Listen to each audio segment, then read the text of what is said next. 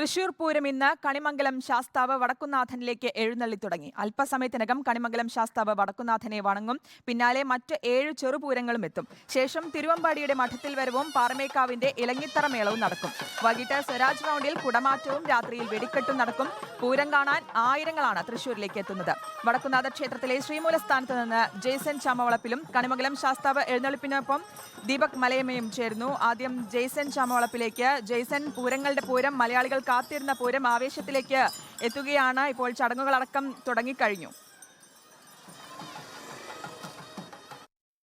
തീർച്ചയായും ശ്രുതി, ചടങ്ങുകൾ ആരംഭിച്ചു കഴിഞ്ഞു. ചെറുപൂരങ്ങളുടെ വരവ് ആരംഭിച്ചു കഴിഞ്ഞു. കണിമംഗലം ശാസ്താവ് എഴുന്നള്ളുന്ന ഭാഗത്ത് നമ്മുടെ ദീപക്കുണ്ട്. ആ കണിമംഗലം ശാസ്താവിൽ തുടങ്ങി നെയ്തലക്കാവിൽ അവസാനിക്കുന്നതാണ് 8 ചെറുപൂരങ്ങൾ. 8 ചെറുപൂരങ്ങളും ഏകദേശം 1 മണിയോടുകൂടി വടക്കുന്നാഥ ക്ഷേത്ര സന്നിധിയിലെത്തി സമാപിക്കും. അതേസമയം തന്നെ രാവിലെ 7 മണിയോടുകൂടി തിരുവമ്പാടി ദേവസ്വത്തിൽ നിന്ന് തിരുവമ്പാടിയുടെ ഭഗവതിയുടെ പുറത്തേക്ക് എഴുന്നള്ളിപ്പ് ആരംഭിക്കും. 12 മണിയോടുകൂടി പാറമേക്കാവ് ഭഗവതിയുടെ പുറത്തേക്ക് എഴുന്നള്ളിപ്പ് ആരംഭിക്കും. അതിനുശേഷം 10:30 ബ്രഹ്മസമഠത്തിലെത്തി തിരുവമ്പാടിയുടെ എഴുന്നള്ളിപ്പ് സമാപിച്ച ശേഷം 11:30 മഠത്തിൽ വരവ് ആരംഭിക്കുന്നത്. അതേസമയം തന്നെ 12 മണിക്ക് പാറമേക്കാവിൽ നിന്ന് ആരംഭിക്കുന്ന പുറത്തേക്ക് എഴുന്നള്ളിപ്പ് ഏകദേശം 4 മണിയോടുകൂടി വടക്കുന്നാഥനിലെത്തും. അതിനുശേഷം 4:30 ഇലഞ്ഞിത്തറമേളം തുടങ്ങുക. പിന്നീട് 5:30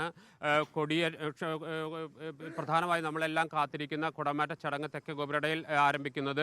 ഏതായാലും വലിയ പ്രതീക്ഷയോടുകൂടിയാണ് കഴിഞ്ഞ 1 വർഷത്തെ കാത്തിരിപ്പിനൊടുവിൽ തൃശ്ശൂർ പൂരത്തെ ഏവരും പ്രതീക്ഷയോടുകൂടി കാത്തിരിക്കുന്നത്. നിരവധി പേരാണ് രാവിലെ തന്നെ തൃശ്ശൂർ പൂരനഗരിയിലേക്ക് എത്തിക്കൊണ്ടിരിക്കുന്നത്. കണിമംഗല ശാസ്താവിൻ്റെ എഴുന്നള്ളിപ്പിനൊപ്പം ദീപക്കുണ്ട്. ദീപക്ക് മറ്റ് വിവരങ്ങൾ അവിടെ നിന്ന് നൽകും. തീർച്ചയായിട്ടും ദീപക്കിലേക്ക് കൂടി പോകാം. ദീപക് മലയമയുണ്ട് അവിടെ നിന്ന്. കണിമംഗലം ശാസ്താവ് വടക്കുന്നാഥനിലേക്ക് എഴുന്നള്ളി തുടങ്ങിയിരിക്കുകയാണ്. അല്പസമയത്തിനകം കണിമംഗലം ശാസ്താവ് വടക്കുന്നാഥനെ വണങ്ങും. ദീപക്, എന്തായാലും പൂരാവേശത്തിലേക്ക് ആളുകൾ എത്തിക്കഴിഞ്ഞു. ഈ ഒരു പൂരം എന്ന് പറയുമ്പോൾ അതിന്റെ ഒരു ആഘോഷത്തിൽ മാത്രമല്ല, ഇതുപോലെയുള്ള ഓരോ ചടങ്ങുകൾ പോലും മലയാളികൾക്ക് അത്രയേറെ പരിചിതമാണ്. കണിമംഗലം ശാസ്താവ് എഴുന്നള്ളുന്ന ചടങ്ങ് ഇപ്പോൾ ആ ചടങ്ങിലേക്ക് കടന്നിരിക്കുന്നു.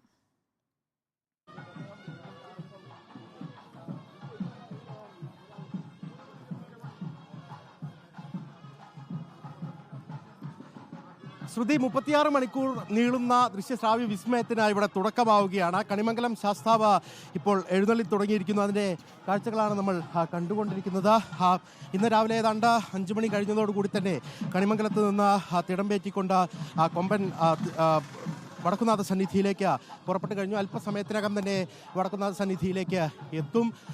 ഈ ഒരു ശാസ്താവിനാണ് ഒരു ഗുരുസ്ഥാനീയൻ എന്നുള്ള സ്ഥാനം നേരത്തെ തന്നെ കൽപ്പിച്ചു നൽകിയിരിക്കുന്നത്. അതുകൊണ്ട് തന്നെ ഈ വെയിലും മഞ്ഞും ഏൽക്കാതെ വടക്കുന്നാഥ സന്നിധിയിലെത്തി ചടങ്ങ് പൂർത്തിയാക്കി കണിമംഗലം ശാസ്താവ് തിരികെ പോകും. ആദ്യ ഘടകപൂരം എന്നുള്ള ഒരു പ്രത്യേകത കൂടി കണിമംഗലം ശാസ്താവിനെ സംബന്ധിച്ച് ഉണ്ട് എന്നുള്ളത് പറയാൻ സാധിക്കും. അങ്ങനെ പൂരത്തിൻ്റെ ആവേശം എല്ലാ അർത്ഥത്തിലും ഉണ്ടാകുന്നു എന്നുള്ളതാണ് ഈ ഒരു സമയത്ത് നമുക്ക് പറയാൻ സാധിക്കും. ഇനി അങ്ങോട്ട് വരുന്ന മണിക്കൂറുകൾ എന്ന് പറയുന്നത് ഘടകപൂരങ്ങൾ ഇങ്ങനെ പൂത്തുലയുന്ന കാഴ്ച തേക്കിങ്കാട് മൈതാനിയിൽ വടക്കുന്നാഥ സന്നിധിയിൽ നമുക്ക് കാണാൻ സാധിക്കും. ആ കാഴ്ചകളിലേക്കൊക്കെ തന്നെ നമുക്ക് പോകേണ്ടതുണ്ട്. പ്രത്യേകിച്ച് മറ്റ് ഘടകക്ഷേത്രങ്ങൾ, കാരമുക്ക് ഭഗവതി അടക്കമുള്ള ഘടകപൂരങ്ങൾ, പാറമേക്കാവിൻ്റെയും തിരുവമ്പാടിയുടെയും കാത്തുവച്ചിരിക്കുന്ന വിസ്മയങ്ങൾ, അങ്ങനെ നിരവധിയായ കാര്യങ്ങൾ നടത്താനുണ്ട്. ഈ ഒരു കണിമംഗലം ശാസ്താവ് എഴുന്നള്ളുമ്പോൾ ആ തട്ടകത്തിൻ്റെ ഭാഗമായി നിന്നുകൊണ്ട് മന്ത്രി കെ രാജൻ ഉൾപ്പെടെയുള്ള ആളുകൾ ഇതിനെ അനുഗമിക്കുന്നുണ്ട്.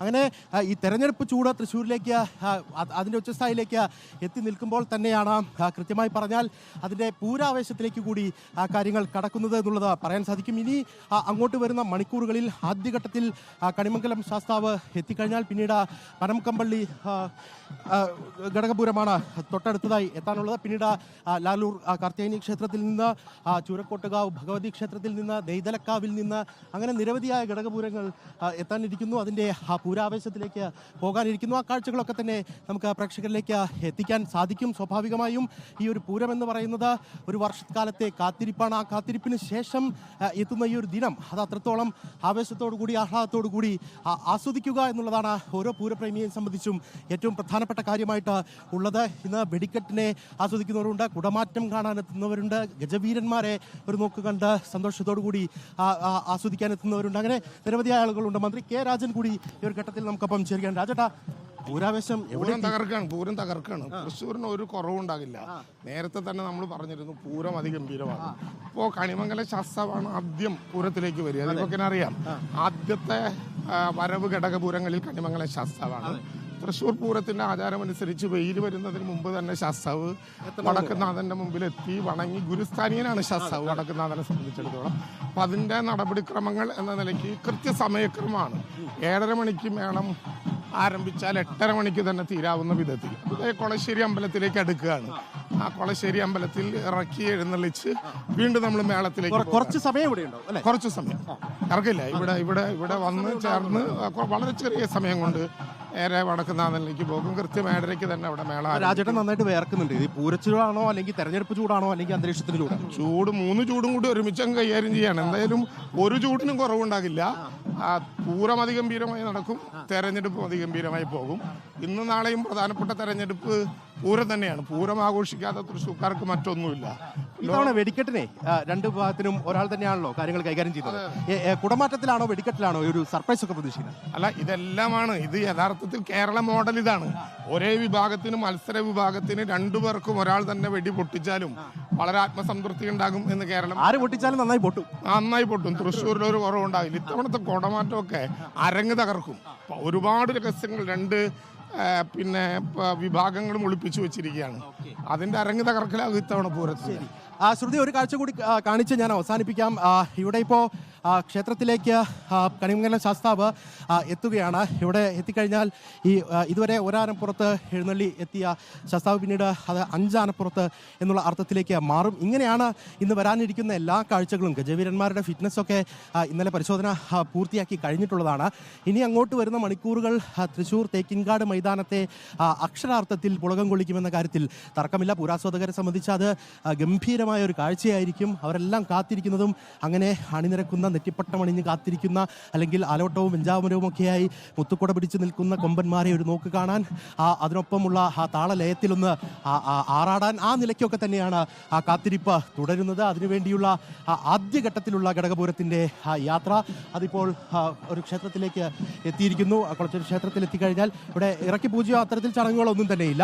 ഇവിടെ നിന്നായിരിക്കും പിന്നീട് അടുത്ത 5 ആന എന്നുള്ള നിലയ്ക്ക് പിന്നീട് വടക്കുന്നാഥ സന്നിധിയിലേക്ക് എത്തുക. നേരത്തെ മന്ത്രി കെ രാജൻ സൂചിപ്പിച്ചതുപോലെ ഏതാണ്ട് അരമണിക്കൂറോളം ഒരു മേളം പിന്നീട് ഉണ്ടാകും. ആ മേളം കഴിയുന്നതോടുകൂടി ക്ഷേത്രത്തിനകത്ത് പ്രവേശിച്ച കണിമംഗലം ശാസ്താവ് തിരിച്ച് എഴുന്നള്ളുകയും ചെയ്യും. എന്തായാലും ഒരു പഴയകാലത്തെ ഒരു ഘടികാരത്തെ നമ്മൾ ഓർക്കുകയാണെങ്കിൽ അതിൻ്റെ ഒരു ഡയൽ കണക്കാണ് സത്യം പറഞ്ഞാൽ തേക്കിൻകാട് മൈതാനം എന്ന് പറയുന്നത്. ആ മൈതാനത്തിനകത്ത് ആ ഡയൽ അറിയാതെ ഒരു ചലനം പോലും നടക്കില്ല എന്ന് പറയില്ലേ, ആ അർത്ഥത്തിലാണ് കാര്യങ്ങൾ ഉണ്ടാവുക. അക്ഷരാർത്ഥത്തിൽ ഒരു കേന്ദ്ര ബിന്ദുവായി വടക്കുന്നാഥൻ നിൽക്കുന്നു എന്നുള്ളത് മാറ്റി നിർത്തിക്കഴിഞ്ഞാൽ ഈ 10 ക്ഷേത്രങ്ങളുടെ പൂരമാണ്, അതിൻ്റെ ആവേശമാണ്, ആ കാഴ്ചകളാണ് ഇന്ന് കാണാനുള്ളത്. പാറമേക്കാവും തിരുവമ്പാടിയും മത്സരബുദ്ധിയോടുകൂടി കാണിക്കുന്ന വെടിക്കെട്ടിലെയും ഒപ്പം തന്നെ കുടമാറ്റത്തിലെയും ഒക്കെ സർപ്രൈസുകൾ കാണാൻ കാത്തിരിക്കുന്ന മലയാളിക്ക്, ലോക മലയാളികൾക്ക് ഈ ഒരു ദിനം എന്ന് പറയുന്നത് അത്രത്തോളം ആവേശം നൽകുന്നതാണ്. കാര്യത്തിൽ യാതൊരു വിധത്തിലുള്ള തർക്കവുമില്ല. എന്തായാലും ചൂട് ആ നിലയ്ക്ക് തന്നെ ഇപ്പോൾ രാവിലെ ആയി വരുന്നതേ ഉള്ളൂ. പക്ഷേ ചൂട്, നല്ല തരത്തിലുള്ള ചൂടുണ്ട്.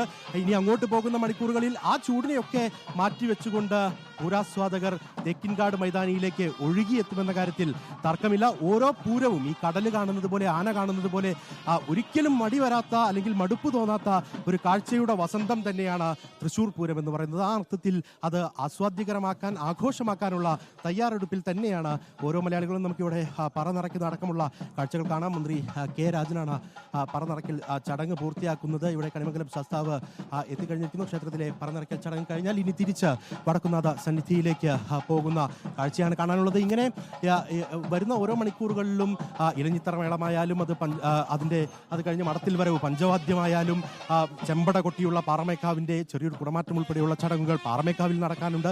ഇങ്ങനെ നിരവധിയായ കാഴ്ചകൾ. ഒരു മിനിറ്റ് പോലും ഈ പൂരപ്പറമ്പിലേക്ക് എത്തുന്ന ഒരു പൂരാസ്വാദകനെ സംബന്ധിച്ച് നഷ്ടപ്പെടുത്താനില്ല. എല്ലാ സമയവും പല കോണുകളിലേക്ക് കണ്ണുകൾ തിരിച്ചുകൊണ്ട് ആ കാഴ്ചകളെല്ലാം മനസ്സിലേക്ക് ആവാഹിക്കുക എന്നുള്ളത് മാത്രമാണ് ആകെയുള്ള ഒരു കാര്യമെന്ന് പറയുന്നത്. ആ അർത്ഥത്തിൽ തന്നെയായിരിക്കും ഓരോ പുരാസ്വാദകനും ഇവിടേക്ക് എത്തുക എന്ന കാര്യത്തിലും തർക്കമില്ല. ഈ ഒരു കാഴ്ചയൊക്കെ കണ്ടാൽ തന്നെ ആരും ഒന്ന് നോക്കിപ്പോകും.